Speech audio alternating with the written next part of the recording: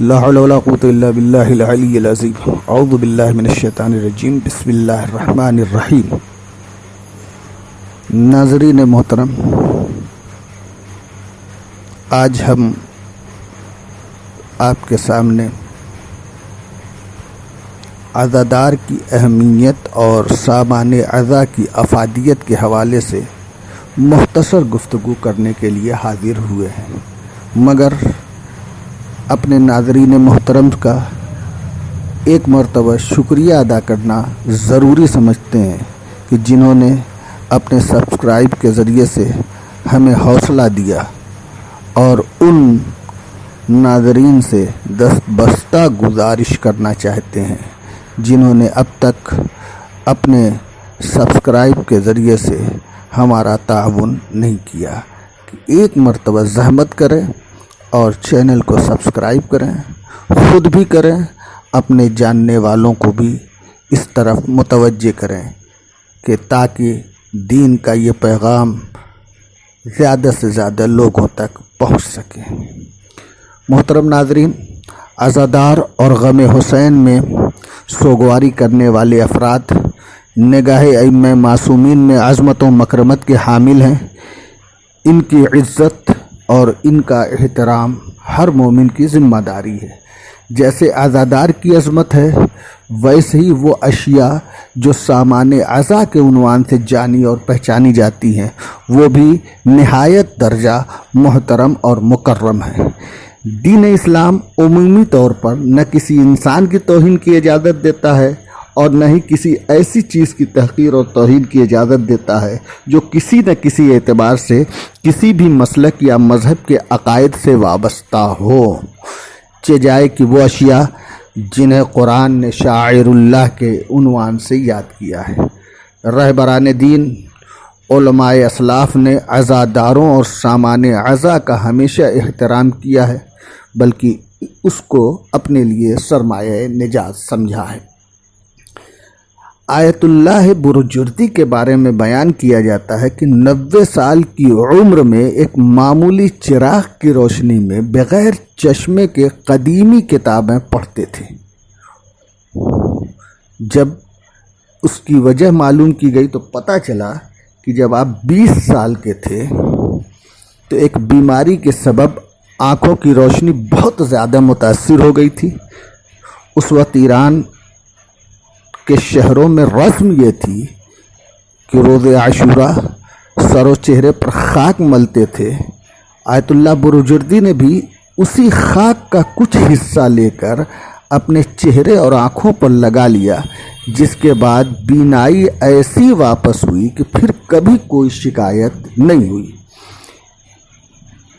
ایک بیان کے مطابق آیت اللہ برجردی نے ماتمی دستے جو ان کے گھر کے پاس سے گزر رہے تھے، ان ماتمی جوانوں میں سے ایک جوان کے پیر پر جمی گرد کو، اللہ اکبر، پیر پر جمی گرد کو ہاتھ میں لے کر آنکھوں سے لگا لیا۔ کچھ ہی دیر بعد شفا مل گئی۔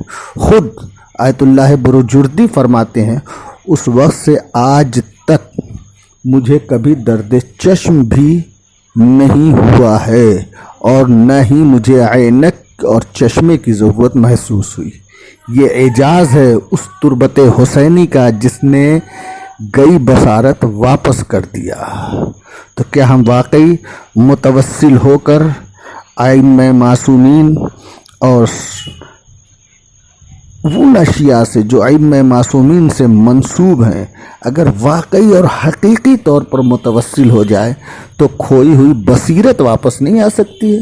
پا سکتے ہیں، یقیناً پا سکتے ہیں، اور پایا ہے۔ تاریخ کے صفحات پر ایسے بہت سارے حادثات اور واقعات ہیں، مگر شرط ہے ایمان و یقین کی۔ وہ دولت پہلے حاصل کریں تاکہ باران کرم اہل بیت ہمارے شامل حال ہو سکے۔ علامہ مجلسی کے بارے میں بیان کیا جاتا ہے کہ محرم کے ایام میں عزادار انجمنوں کی ضیافت کرتے تھے۔ ایک سال 9 محرم تک آپ نے شہر کے حکام اور ذمہ داروں کے ساتھ انجمنوں کا استقبال کیا اور ان کی ضیافت فرمایا، مگر 10 محرم کو اس جگہ پر جہاں پر ماتمی انجمنوں کا استقبال ہوتا تھا اور ان کی ضیافت کی جاتی تھی وہاں نہیں پہنچے۔ ماتمی انجمنیں یکے بعد دیگرے آتی رہیں، شہر کے حکام اور ذمہ دار ان کا استقبال کرتے رہے اور ضیافت کرتے رہے۔ یکایک لوگوں نے دیکھا کہ علامہ مجلسی سیاہ لباس میں ماتمی دستے کے ساتھ ماتم کر رہے ہیں۔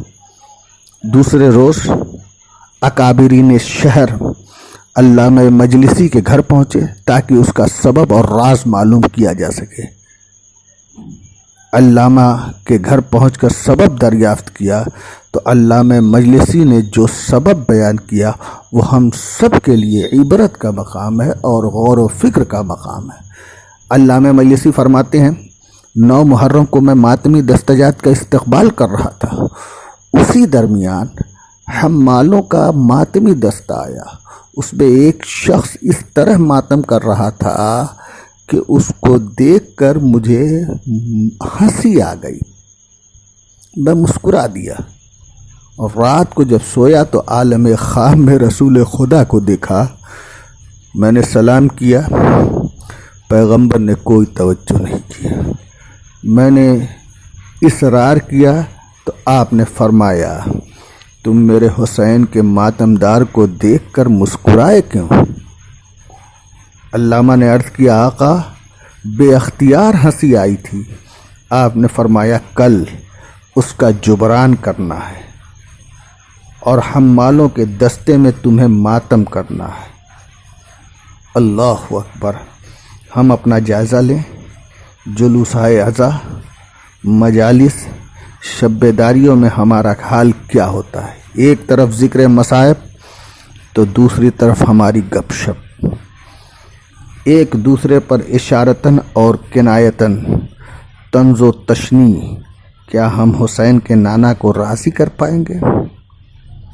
کیا ہم حسین کی ماں دکھیاری ماں زہرا کو خوش کر پائیں گے؟ ہمیں سوچنا پڑے گا اور ہمیں جائزہ لینا پڑے گا کہ ہمارا عمل کہیں آل محمد کو ناراض تو نہیں کر رہا ہے۔ وآخر